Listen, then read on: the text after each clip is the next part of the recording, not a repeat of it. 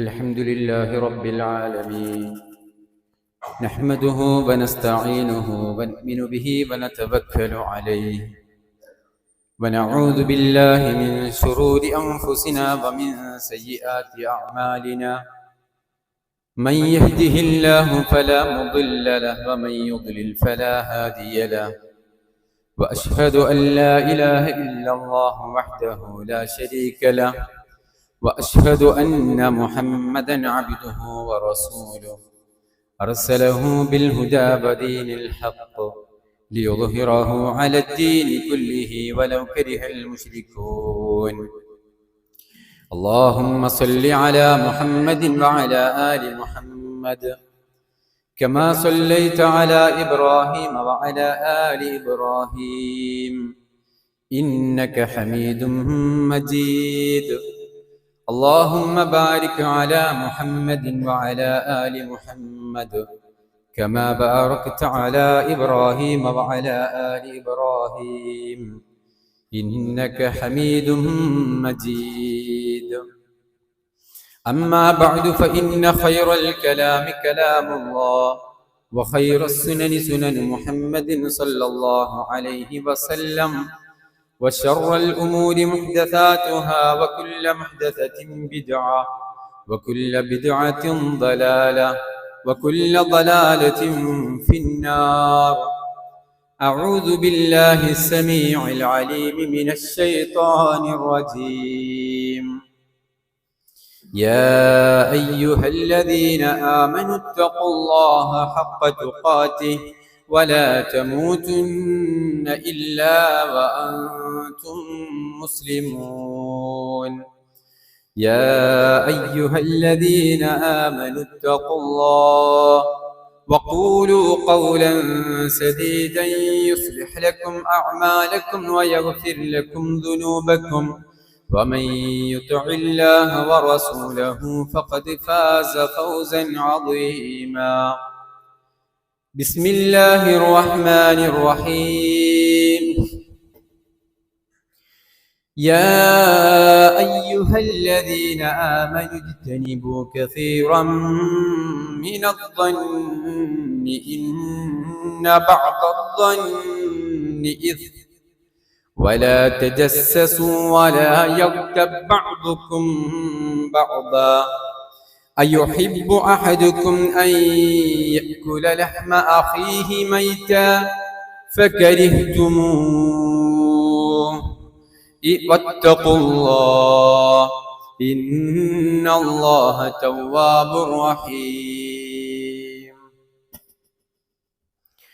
ഏറെ സ്നേഹം നിറഞ്ഞ സത്യവിശ്വാസികളെ, വിശ്വാസിനികളെ, റഹ്മാനും റഹീമുമായ റബ്ബ് സുബ്ഹാനഹു വ തആലയുടെ വിധിവിലക്കുകളും നിയമനിർദ്ദേശങ്ങളും ജീവിതത്തിൻ്റെ മുഴുവൻ മേഖലകളിലും കാത്തു സൂക്ഷിച്ച് നമ്മുടെ ഓരോ നീക്കുപോക്കുകളും ചലനങ്ങളും സംസാരങ്ങളുമൊക്കെ റഹ്മാനായ റബ്ബ് സദാ വീക്ഷിച്ചുകൊണ്ടിരിക്കുന്നുണ്ട് എന്നും അത്തരം പ്രവർത്തനങ്ങൾക്കൊക്കെ കൃത്യമായി പാരത്രിക ലോകത്ത് മറുപടി പറയേണ്ടി വരുമെന്നുള്ള ബോധ്യത്തോടെ, ഉത്തമ ബോധ്യത്തോടെ ജീവിതത്തെ അള്ളാഹുവിന് തൃപ്തികരമായ രൂപത്തിൽ ചിട്ടപ്പെടുത്തണേ എന്ന് ആമുഖമായി എന്നോടും നിങ്ങൾ ഓരോരുത്തരോടും ഉപദേശിക്കുകയാണ്, വസിയ്യത്ത് ചെയ്യുകയാണ്. അള്ളാഹു സുബ്ഹാനഹു വ തആല നമ്മെ എല്ലാവരെയും അവൻ്റെ മുത്തഖീങ്ങളായ സ്വാലിഹീങ്ങളായ അടിമയുടെ കൂട്ടത്തിൽ ഉൾപ്പെടുത്തി അനുഗ്രഹിക്കുമാറാവട്ടെ. സഹോദരങ്ങളെ, നമ്മുടെ നാടൊക്കെ ഒരു പ്രത്യേക ആവേശത്തിലും പ്രത്യേക ഒരു ചൂടിലുമൊക്കെയാണുള്ളത്. നമ്മൾ ഓരോരുത്തരും മനസ്സിലാക്കിയതുപോലെ തന്നെ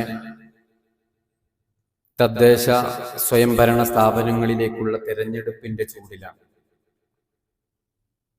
എവിടെ നോക്കിയാലും അതിൻ്റെ സംസാരങ്ങളും അതുമായി ബന്ധപ്പെട്ട ചർച്ചകളും ഒക്കെയാണ് നമുക്കിടയിലുള്ളത്. ഏതൊരു വിഷയത്തിലും ജീവിതത്തിൻ്റെ നിഖില മേഖലകളിലും ഒരു മുസ്ലിം എന്നുള്ള നിലക്ക് അധ്യാപനങ്ങൾ, അള്ളാഹുവിൻ്റെ അധ്യാപനങ്ങൾ ഉൾക്കൊണ്ടുകൊണ്ടാണ് നമ്മൾ ജീവിക്കേണ്ടത്. ഒരു തിരഞ്ഞെടുപ്പ് കാലം വരുമ്പോൾ, അത്തരം മത്സരങ്ങൾ വരുമ്പോൾ അവിടെയും ഒരു മുസ്ലിം എന്നുള്ള നിലക്ക് നമുക്ക് ചില അധ്യാപനങ്ങൾ അള്ളാഹുവിൻ്റെതായുണ്ട്. അള്ളാഹു സുബ്ഹാനഹു വ തആലയുടെ ശറഅ് ഇത്തരം വിഷയങ്ങളിൽ എന്താണ് നമുക്ക് പഠിപ്പിച്ചു തന്നിട്ടുള്ളത് എന്നത് കൃത്യമായി നമ്മൾ മനസ്സിലാക്കണം. അതിനനുസരിച്ചാവണം ഏതു മേഖലയിലും എന്ന പോലെ ഇത്തരം എലക്ഷന്റെ സന്ദർഭങ്ങളിലും നമ്മൾ മുന്നോട്ട് പോകേണ്ടത്. ഇന്ത്യ എന്ന ജനാധിപത്യ രാജ്യത്ത് ജീവിക്കുമ്പോൾ ന്യൂനപക്ഷങ്ങളുടെ അതല്ലെങ്കിൽ മുസ്ലിങ്ങളുടെ ഒക്കെ അവകാശങ്ങൾ സംരക്ഷിക്കുവാൻ അതിനാവശ്യമായ രീതിയിലുള്ള പ്രവർത്തനങ്ങളിൽ ഏർപ്പെടുക എന്നുള്ളത് ഒരു വിശ്വാസിയുടെ ബാധ്യത തന്നെയാണ്. അത് നമ്മൾ ആമുഖമായി തന്നെ തിരിച്ചറിയേണ്ട ഒരു വിഷയമാണ്. വോട്ട് ചെയ്യുകയും ആ പ്രക്രിയയിൽ പങ്കാളികളാവുകയും ഒക്കെ ചെയ്ത് അത്തരം പ്രവർത്തനങ്ങളിൽ മുൻനിരയിൽ തന്നെ ഉണ്ടാവുക എന്നുള്ളതും ഓരോ വിശ്വാസികൾക്കും ഒരു മോശമായ കാര്യമല്ല എന്ന് നമ്മൾ തിരിച്ചറിയണം. കാരണം രാഷ്ട്രീയം അതൊരു മോശമായ ഇടപാടാണ്. അത് കൊള്ളിവെപ്പിന്റെയും കൊള്ളയുടെയും അതേ രൂപത്തിൽ തന്നെ മോശമായ സംസാരങ്ങളുടെയും ആക്ഷേപസ്വരങ്ങളുടെയും പരിഹാസങ്ങളുടെയും അതിൻ്റെയൊക്കെ ഒരു ഇടമാണ് രാഷ്ട്രീയം. അതുകൊണ്ട് രാഷ്ട്രീയവും മതവും അത് ഒന്നിച്ചു കൊണ്ടുപോവുക എന്നുള്ളത് അസാധ്യമാണ്. അതുകൊണ്ട് ഞാനൊരു മതവിശ്വാസിയാണ്, അതുകൊണ്ട് രാഷ്ട്രീയത്തിലില്ല. ഇത്തരം ഒരു നിലപാടെടുക്കുന്ന ചില മുസ്ലിമീങ്ങളെയെങ്കിലും നമുക്ക് കാണാൻ കഴിയും. അവിടെ നമ്മൾ കൃത്യമായി ചില കാര്യങ്ങൾ മനസ്സിലാക്കേണ്ടതുണ്ട്. ഇതൊരു മുസ്ലിമിന്റെ നിലപാടല്ല, ഇതൊരു മുസ്ലിമിന്റെ നിലപാടല്ല. അത്തരമൊരു നിലപാടിലേക്ക് മനുഷ്യരെത്തുന്നത് എന്തുകൊണ്ട് എന്ന് പരിശോധിക്കുകയും അത്തരം പ്രശ്നങ്ങൾ പരിഹരിക്കുകയും ചെയ്യുക എന്നുള്ളതാണ് മുസ്ലിമിന്റെ നിലപാട്. അവിടെ ആക്ഷേപങ്ങളും പരിഹാസങ്ങളും കൊള്ളിവെപ്പുകളും കൊള്ളയും പ്രശ്നങ്ങളും രാഷ്ട്രീയത്തിൽ ഉണ്ട് എങ്കിൽ അതൊന്നുമില്ലാത്ത ഒരു വിശ്വാസി, അള്ളാഹുവിനെ ഭയപ്പെടുന്ന ഒരു വിശ്വാസി, സമാധാനവും അതുപോലെ തന്നെ നീതിയുക്തമായി മുന്നോട്ട് പോകണമെന്ന് ആഗ്രഹിക്കുന്ന, അതിനുവേണ്ടി പ്രവർത്തിക്കാൻ സാധിക്കുന്ന ഒരു വിശ്വാസി, ഇതൊരു അമാനത്താണെന്നും ഗൗരവമേറിയ അലങ്കാരമല്ല, അഭിമാനമല്ല, മറിച്ച് ഗൗരവമേറിയ ഒരു ഉത്തരവാദിത്തമാണെന്നും തിരിച്ചറിഞ്ഞ് ഇത് അള്ളാഹുവിന്റെ മുൻപിൽ ചോദ്യം ചെയ്യപ്പെടുമെന്നുള്ള ബോധ്യവും ബോധവുമുള്ള ഒരു വിശ്വാസി രാഷ്ട്രീയത്തിലേക്ക് ഇറങ്ങുമ്പോൾ അവിടെ പരിഹാസങ്ങൾ ഉണ്ടാവില്ല, അവിടെ അനീതി ഉണ്ടാവില്ല, അവിടെ പ്രശ്നങ്ങൾ ഉണ്ടാവില്ല. അവിടെയാണ് നീതി ഉണ്ടാവുക. അയാൾക്കാണ് ഏറ്റവും നല്ല ഒരു രാഷ്ട്ര സേവകനായി നീതിയുക്തമായ നേതൃത്വം വഹിച്ചുകൊണ്ട് മുന്നോട്ട് പോകാൻ കഴിയുന്നത്. അതുകൊണ്ടൊരു മുസ്ലിം അതിൽ നിന്ന് മാറി നിൽക്കേണ്ടവനല്ല. പ്രശ്നങ്ങൾ ഉണ്ടാകുമ്പോൾ അത് പരിഹരിച്ചുകൊണ്ട് അവിടെ നന്മ പകർന്നു കൊടുത്തുകൊണ്ട് അതിന് മുൻപന്തിയിൽ നടക്കാനാണ് ഒരു വിശ്വാസി ശ്രദ്ധിക്കേണ്ടത്. അതുകൊണ്ടാണ് നമ്മുടെ രാഷ്ട്രപിതാവ് പറഞ്ഞത് ഖലീഫ ഉമറിന്റെ ഭരണമാണ് പുതിയ ഇന്ത്യയിൽ ഞാൻ ആഗ്രഹിക്കുന്നത് എന്ന്. ഖലീഫ ഉമറിന്റെ ഭരണം അത്രമാത്രം ഉണ്ടായിരുന്നു. യൂഫ്രട്ടീസിന്റെ നദീതീരത്ത് അതെവിടെ അല്ലെങ്കിൽ എവിടെയെങ്കിലും ആർക്കെങ്കിലും എന്തെങ്കിലും പ്രശ്നങ്ങൾ ഉണ്ട് എങ്കിൽ, ഒരു ആട്ടിൻകുട്ടി വെള്ളം കിട്ടാതെ ചത്തുപോയിട്ടുണ്ട്, മരണപ്പെട്ടു പോയിട്ടുണ്ടെങ്കിൽ ഈ ഉമർ അള്ളാഹുവിന്റെ സന്നിധിയിൽ ചോദ്യം ചെയ്യപ്പെടുമോ എന്ന് ഞാൻ ഭയപ്പെടുന്നുണ്ട് എന്ന് പറയുമാറ് അതീവ സൂക്ഷ്മതയോടുകൂടെ ഭരണം നടത്തിയ ഖലീഫ ഉമർ റളിയല്ലാഹു അൻഹു, അള്ളാഹുവിന്റെ റസൂൽ സല്ലല്ലാഹു അലൈഹി വസല്ലമയുടെ പുണ്യ ആദരങ്ങളിൽ നിന്ന് ദീൻ മനസ്സിലാക്കി ഭരണകർത്താവായിക്കൊണ്ട് ഖലീഫയായിക്കൊണ്ട് ജീവിതം നയിച്ച ഉമർ റളിയല്ലാഹു അൻഹു. അദ്ദേഹത്തിൽ നിന്ന് മുസ്ലിമീങ്ങളായ ഭരണാധികാരികളെങ്കിലും ചില പാഠങ്ങൾ ഉൾക്കൊള്ളേണ്ടതില്ലേ? അഥവാ ഇത്തരം ഭരണകാര്യങ്ങളിൽ നിന്നോ സ്ഥാനാർത്ഥിയായി നിൽക്കുന്നതിൽ നിന്നോ നേതാവാകുന്നതിൽ നിന്നോ മാറി നിൽക്കുക എന്നുള്ളതല്ല, അതിൽ നിന്ന് ചില പാഠങ്ങൾ ഉൾക്കൊള്ളുകയും അള്ളാഹുവും പ്രവാചകരും പഠിപ്പിച്ചതുപോലെ മുന്നോട്ട് പോവുകയും ചെയ്യുക എന്നുള്ളതാണ്. അങ്ങനെ പോകുമ്പോഴും നമ്മൾ ശ്രദ്ധിക്കേണ്ട ചില കാര്യങ്ങൾ, നമുക്ക് ഓരോരുത്തർക്കും ബോധ്യമുള്ള അനുഭവമുള്ള ചില കാര്യങ്ങളുണ്ട്. പരലോകം നഷ്ടപ്പെടുത്തുന്ന രൂപത്തിലുള്ള രാഷ്ട്രീയ പ്രവർത്തനം പാടില്ല. ഇതാണ് നമ്മൾ ഒന്നാമതായിക്കൊണ്ട് നമ്മൾ ശ്രദ്ധിക്കേണ്ടത്. നമ്മുടെ പരലോകം തകർക്കുന്ന രൂപത്തിലുള്ള രാഷ്ട്രീയം, ആ രൂപത്തിലുള്ള ഒരു പാർട്ടി സ്പിരിറ്റ് എന്നാണ് അതിന് പറയാൻ തോന്നുന്നത്. അത്തരത്തിലുള്ള ഒരു സ്പിരിറ്റ് നമ്മൾക്ക് മതത്തിനപ്പുറത്തേക്ക്, അവിടെ രാഷ്ട്രീയമാണ്, ഇവിടെ ഇങ്ങനെയൊക്കെയാണ്, ഇവിടെ ഞങ്ങൾക്ക് ചില അനുവദനീയങ്ങൾ, മതത്തിൽ ഒരു മുസ്ലിമായി ജീവിക്കുമ്പോ അവിടെ ചില ഹറാമുകളുണ്ട്, അവിടെ ചില പാടില്ല, പക്ഷേ രാഷ്ട്രീയമാകുമ്പോ ഇതൊക്കെ ഞങ്ങൾക്ക് അനുവദനീയ. അങ്ങനെയില്ല. ഒരു മുസ്ലിമിന് എവിടെയാണെങ്കിലും ഹറാമ് ഹറാമാണ്, ഹലാല് ഹലാലാണ്. അള്ളാഹു നിഷിദ്ധമാക്കിയത്, പ്രവാചകൻ അരുതെന്ന് പഠിപ്പിച്ചത് രാഷ്ട്രീയത്തിന്റെ മേഖലയിലാണെങ്കിലും എവിടെയും മുസ്ലിമിന് നിഷിദ്ധമാണ്. അതിൽ വിട്ടുവീഴ്ചകൾ രാഷ്ട്രീയ മേഖലയിൽ ഇല്ല എന്ന് ചിലരുടെ സംസാരങ്ങളും പ്രവർത്തനങ്ങളും ഒക്കെ കാണുമ്പോൾ അങ്ങനെ തോന്നിപ്പോകും, രാഷ്ട്രീയത്തിൽ ഇതിന് കുഴപ്പമില്ല എന്നുള്ളത്. അത് അടിവരയിട്ടുകൊണ്ട് നമ്മൾ മനസ്സിലാക്കേണ്ടതുണ്ട്. നമ്മൾ ആഗ്രഹിക്കുന്ന പാർട്ടിക്കാരന് വിജയം കൈവരിക്കാൻ ഏത് രൂപത്തിലുള്ള പ്രവർത്തനങ്ങളും എന്തും പറയാ, എങ്ങനെയും പ്രവർത്തിക്കുക, അല്ലേ, അതൊരു മുസ്ലിമിന് യോജിച്ചതല്ല എന്ന് നമ്മൾ തിരിച്ചറിയണം. ഈ അധികാരത്തോടുള്ള ഒരു മോഹം അത് അപകടമാണ്. അത് നമ്മൾ തിരിച്ചറിയണം. സ്ഥാനാർത്ഥിയായിട്ട് നമുക്ക് നിൽക്കുന്നത് അതല്ല, മറിച്ച് അത് ചോദിച്ചു വാങ്ങുക, അത് കിട്ടിയിട്ടില്ലെങ്കിൽ പ്രശ്നമുണ്ടാക്കുക, അതിന് കിട്ടിയിട്ടില്ലെങ്കിൽ പത്രസമ്മേളനം വിളിച്ചിട്ട് അതിനകത്തുള്ള പോരായ്മകളും കാര്യങ്ങളൊക്കെ മാലോകര വിളിച്ചറിയിച്ച് ആകെ ഉണ്ടല്ലോ. എനിക്ക് കിട്ടിയിട്ടില്ലെങ്കിൽ പിന്നെ ഫസാദ്, കുഴപ്പം, പ്രശ്നങ്ങൾ അത് സൃഷ്ടിക്കുക എന്നുള്ളതും ഒരു മുസ്ലിമിന് ഭൂഷണമല്ല എന്നുള്ളത് നമ്മൾ ഓരോരുത്തരും തിരിച്ചറിയേണ്ടതുണ്ട്. മഹാനായ റസൂലുള്ളാഹി സ്വല്ലല്ലാഹു അലൈഹി വസല്ലം അവിടുന്ന് പറഞ്ഞു, ഇന്നക്കും സതഹരിസൂന അലൽ ഇമാറ, നേതാവാകാൻ, അതല്ലെങ്കിൽ ആ ഒരു രൂപത്തിലുള്ള നേതൃത്വത്തിന് വേണ്ടി നിങ്ങൾ അത്യാഗ്രഹം കാണിക്കുന്നു. നബി സല്ലല്ലാഹു അലൈഹി വസല്ലം പറയുന്നു, ഇമാറത്തിന് വേണ്ടി നേതാവാകാൻ അത് ചിലർക്കൊരു വല്ലാത്തൊരു ലഹരിയാണ്. അത് ലഭിച്ചാൽ പിന്നെ നഷ്ടപ്പെട്ടു പോവുക, ആ കസേര മാറിക്കൊടുക്കുക, ഇതൊക്കെ വല്ലാത്തൊരു പ്രശ്നമുള്ള ഒരു ഏരിയയാണ്. അതുകൊണ്ട് നബി സല്ലല്ലാഹു അലൈഹി വസല്ലം പറഞ്ഞു, അത് അത്ര സുന്ദരമായ ഒരു ഏർപ്പാടല്ല. അത് നിങ്ങൾ അതിനുവേണ്ടി അത്യാഗ്രഹം കാണിക്കുന്നു. വസതകൂനു നദാമത്തൻ യൗമൽ ഖിയാമ, ഖിയാമത്ത് നാളിൽ പലരും ദുഃഖിക്കാനുള്ള ഒരു കാരണം ഈ നേതൃത്വമാണ് എന്ന് നബി സല്ലല്ലാഹു അലൈഹി വസല്ലം. നദാമത്തിന് കാരണമാണ്, ദുഃഖിക്കാൻ കാരണമാണ് എന്ന് നബി സല്ലല്ലാഹു അലൈഹി വസല്ലം പറയുന്നുണ്ട്.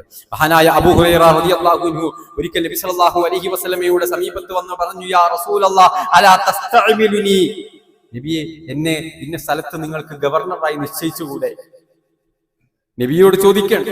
നബി സല്ലല്ലാഹു അലൈഹി വസല്ലം പറഞ്ഞു, ഖാല ഫദറബ ബിയദിഹി അലാ മൻകിബി. അബൂ ഹുറൈറ റളിയല്ലാഹു അൻഹു പറയാ, നബി സല്ലല്ലാഹു അലൈഹി വസല്ലം എന്റെ ചുമലിൽ ഇങ്ങനെ തട്ടി, എന്നിട്ട് എന്നോട് പറഞ്ഞു, യാ അബൂദർ ഇന്നക ദഈഫ്, അബൂദറെ നീ ദഈഫാണ്, അബൂദറെ നീ ദുർബലനാണ്, അബൂദറെ വ ഇന്നഹ അമാന, അത് വലിയ ഭാരിച്ച ഒരു ഉത്തരവാദിത്തമാണ് അബൂദർ. അബൂദർ റളിയല്ലാഹു അൻഹുവിനോട് പറയാൻ, അത് വലിയ ഭാരിച്ച ഒരു ഉത്തരവാദിത്തമാണ് അബൂദറെ.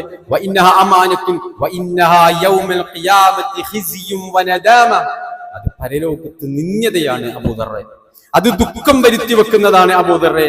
ഇല്ലാ മൻ അഖദഹാ ബിഹഖ്ഖിഹാ വ അദ്ദല്ലദി അലൈഹി ഫീഹാ, അത് അല്ലാഹുവും പ്രവാചകനും പഠിപ്പിച്ച പ്രകാരം കൃത്യമായി ആ ഉത്തരവാദിത്വം നിർവഹിച്ചിട്ടില്ല എങ്കിൽ അത് അപകടമാണ്, അത് ദുഃഖം വരുത്തി വെക്കുന്നതാണ്, അത് പരലോകത്ത് നിന്യത വാങ്ങിത്തരുന്നതാണ് എന്ന് അബൂദർ റളിയല്ലാഹു അൻഹുവിനോട് നബി സല്ലല്ലാഹു അലൈഹി വസല്ലം പറയുന്നു.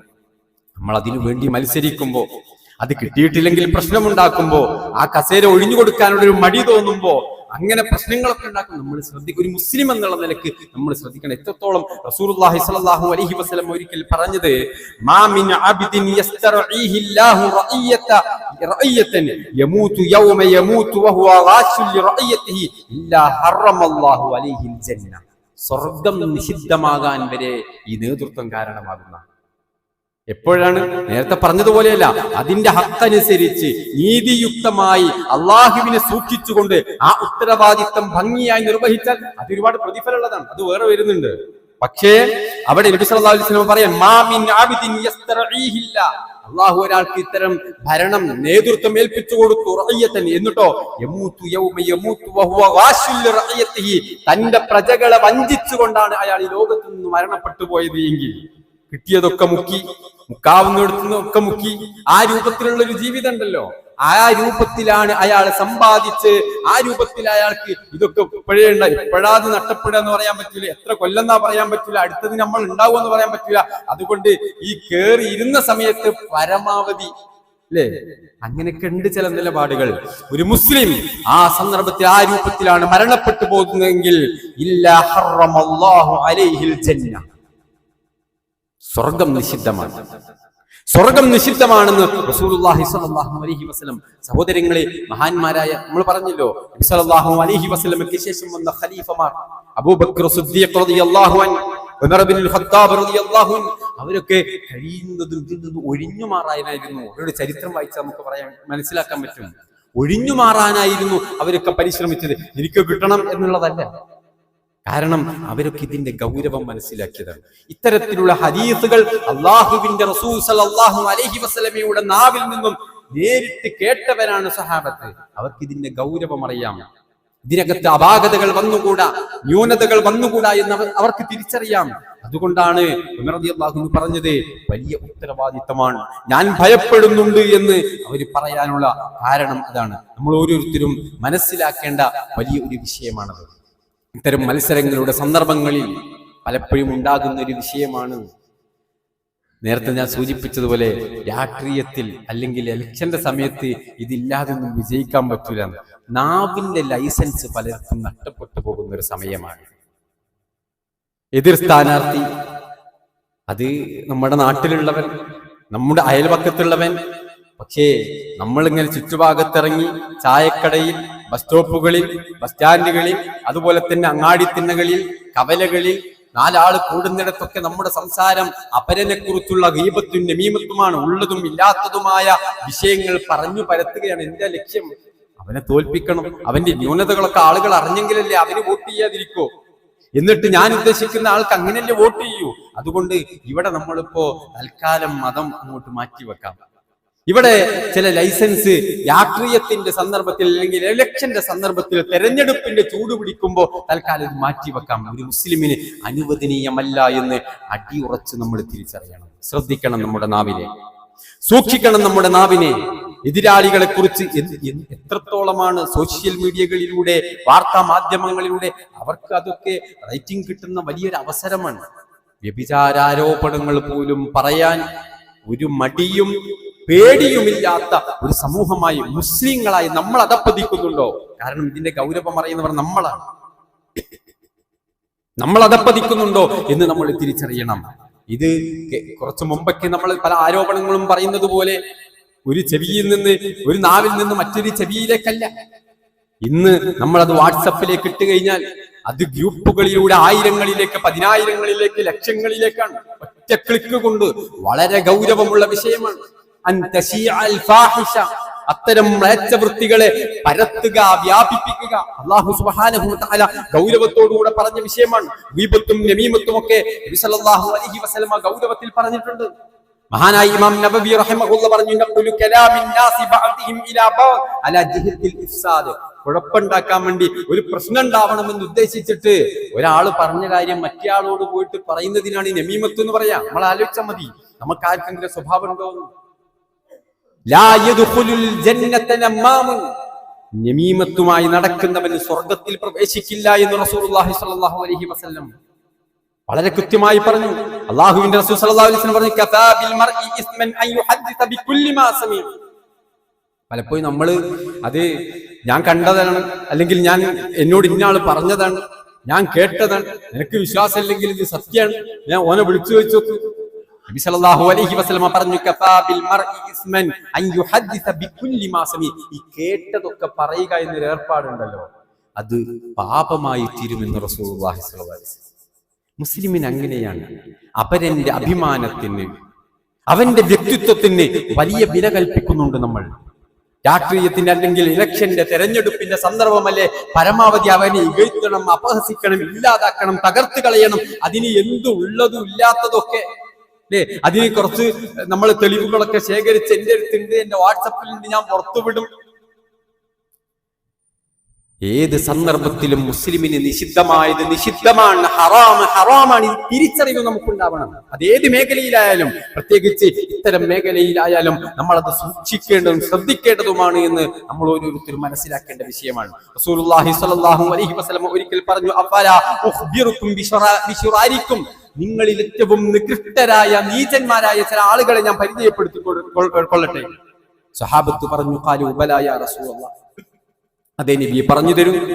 നബി സല്ലല്ലാഹു അലൈഹി വസല്ലം പറഞ്ഞു, അൽ മശ്ശാഊന ബിൻ നമീമ, നമീമത്തുമായി നടക്കുന്ന ആളുകൾ, അൽ മുഫ്സിദൂന ബൈനൽ അഹിബ്ബ, സ്നേഹിക്കുന്ന ഇഷ്ടമുള്ള ആളുകൾക്കിടയിൽ ഫസാദ്, പ്രശ്നങ്ങൾ, കുഴപ്പങ്ങൾ സൃഷ്ടിക്കുന്ന ആളുകൾ, പലതും പറഞ്ഞു പരത്തിയിട്ട്, അൽ ബാഊനൽ ബുറാഅൽ അനത, നിരപരാധികളുടെ പതനം കൊതിക്കുന്ന ആളുകൾ, അവർ നശിച്ചു കാണാൻ, അവരൊന്ന് തകർന്നു കാണണം, അതിന് പീഡിയക്കൊലായിലിരുന്ന് 4 ആള് കൂടുന്നിടന്ന് വാട്സപ്പ് ഗ്രൂപ്പിലേക്ക് അപകടമാണ് എന്ന് നമ്മൾ ഓരോരുത്തരും തിരിച്ചറിയേണ്ടതുണ്ട്.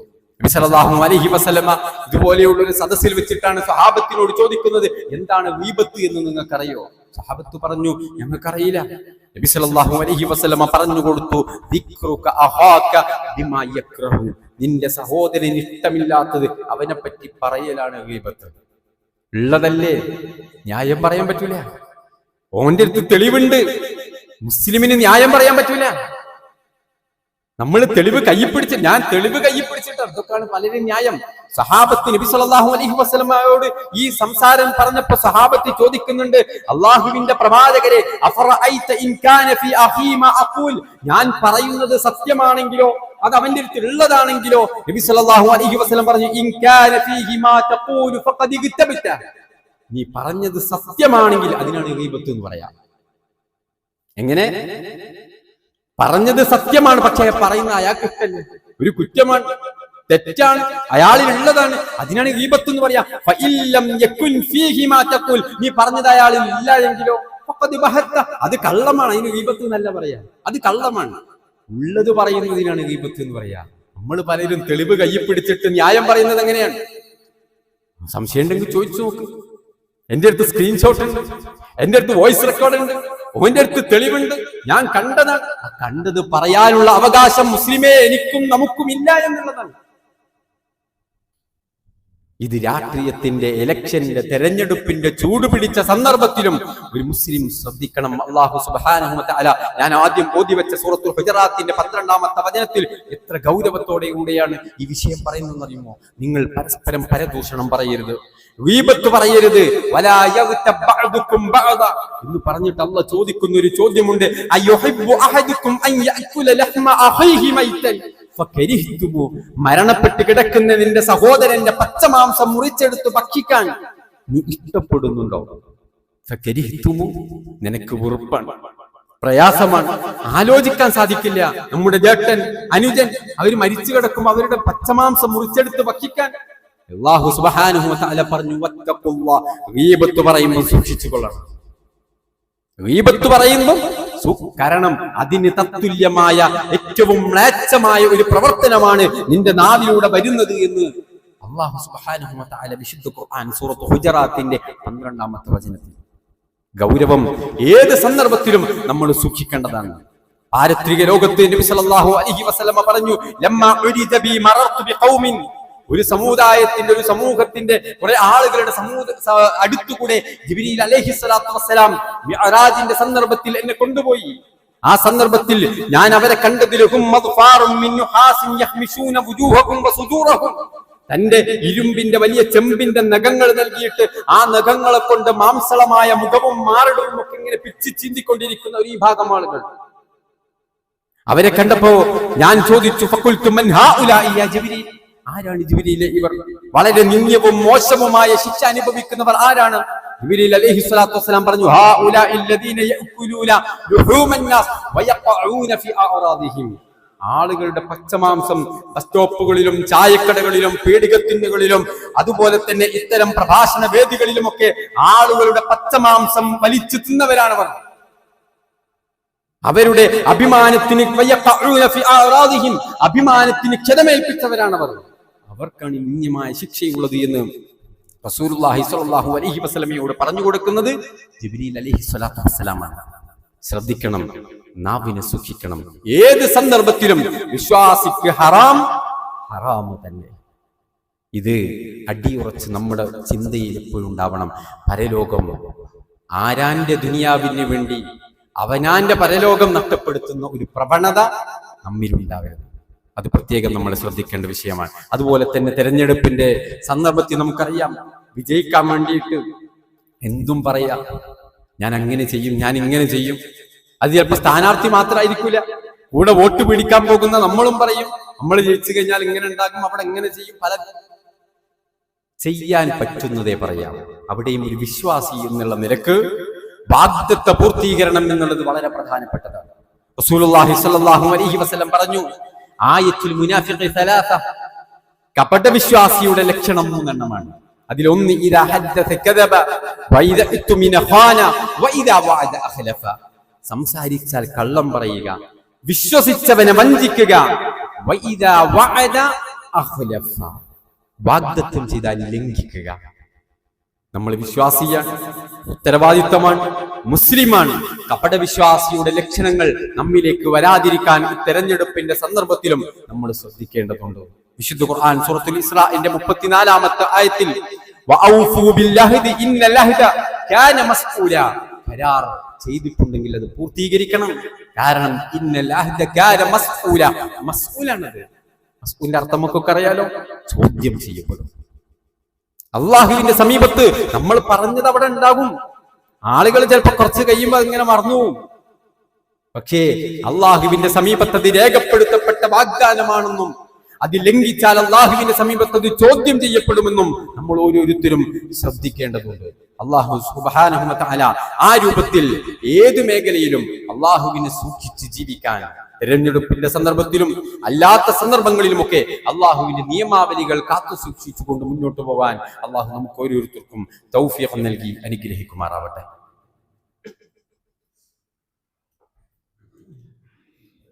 അൽഹംദുലില്ലാഹി റബ്ബിൽ ആലമീൻ, അസ്സലാത്തു വസ്സലാമു അലാ അഷ്റഫിൽ അംബിയാഇ വൽ മുർസലീൻ വഅലാ ആലിഹി വഅസ്ഹാബിഹി അജ്മഈൻ. അമ്മാ ബഅദ്. അള്ളാഹുവിനെ സൂക്ഷിച്ച് ജീവിക്കണേ എന്ന് ഒരിക്കൽ കൂടെ എല്ലാവരെയും ഓർമ്മപ്പെടുത്തുകയാണ്. ഇത്തരം നേതൃസ്ഥാനത്തേക്ക് മത്സരിക്കുക, അതിനുവേണ്ടി പ്രവർത്തിക്കുക, ആ സ്ഥാനം ലഭിക്കുക, അവിടെയൊക്കെ കൃത്യമായ അധ്യാപനങ്ങളുണ്ട് എന്നതാണ് നമ്മൾ പറഞ്ഞു വന്നിട്ടുള്ളത്. ഏറെ സൂക്ഷ്മത പുലർത്തേണ്ട ഒരു മേഖലയാണ് എന്നർത്ഥം.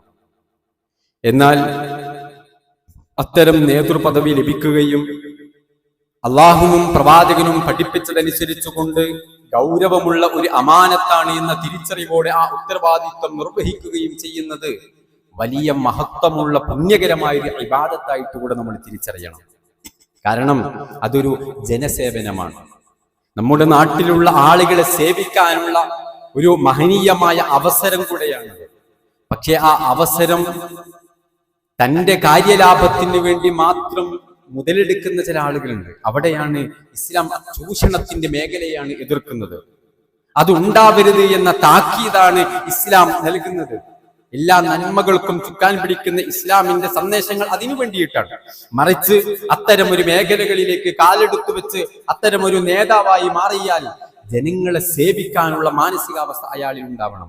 അവർക്ക് അള്ളാഹുവിന്റെ സമീപത്ത് നിന്ന് വലിയ പ്രതിഫലം, ഷഹീദിന്റെ പ്രതിഫലം വരെ ലഭിക്കുമെന്ന് നബി സല്ലല്ലാഹു അലൈഹി വസല്ലമ പറഞ്ഞ ഹദീസുകളുണ്ട്.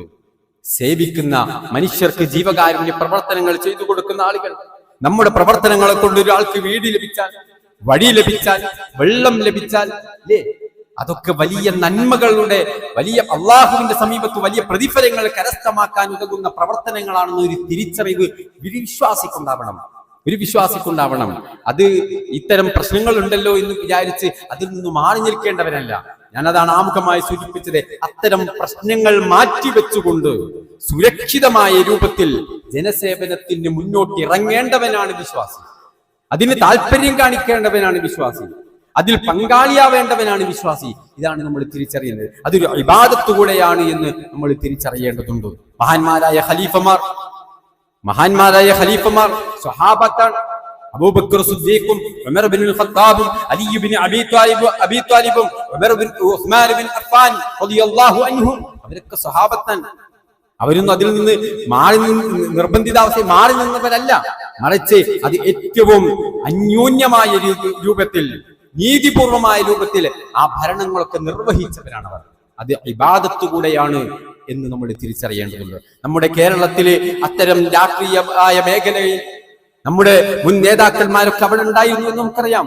ഈ മൊയ്തു മൗലവിയെ പോലെ, വക്കം മൗലവിയെ പോലെ, KM മൗലവിയെ പോലെ ഇസ്ലാഹി പ്രസ്ഥാനത്തിന്റെ നേതൃനിരയിൽ ഉണ്ടായിരുന്നവരാണ് ഇന്ത്യൻ രാഷ്ട്രീയത്തിന്റെ പുതിയൊരു ചരിത്രം സൃഷ്ടിച്ചതുപോലും. അതും നമ്മൾ തിരിച്ചറിയേണ്ടതുണ്ട്. മതവും രാഷ്ട്രീയവും വേറെയാണ് എന്നല്ല, മതത്തിൽ നിൽക്കുമ്പോൾ തന്നെ ആ നിഷ്ഠകളൊക്കെ പാലിച്ചുകൊണ്ട്, അള്ളാഹുവിന്റെ നിയമാവലികൾ പാലിച്ചുകൊണ്ട് രാഷ്ട്രീയത്തിലും ഇടപെടാം എന്നുള്ളത് തന്നെയാണ് നമ്മുടെ പൂർവികർ നമുക്ക് പഠിപ്പിച്ചു തന്നിട്ടുള്ളത്. ആ കാര്യങ്ങളിൽ അള്ളാഹുവിന്റെ വിധിവിലക്കുകൾ, ഹറാമുകൾ, ഹലാലുകൾ, ഹക്കുകൾ, ബാത്തിലുകൾ ഇത് സൂക്ഷിച്ചുകൊണ്ട് വേണം നമ്മൾ മുന്നോട്ട് പോകാൻ.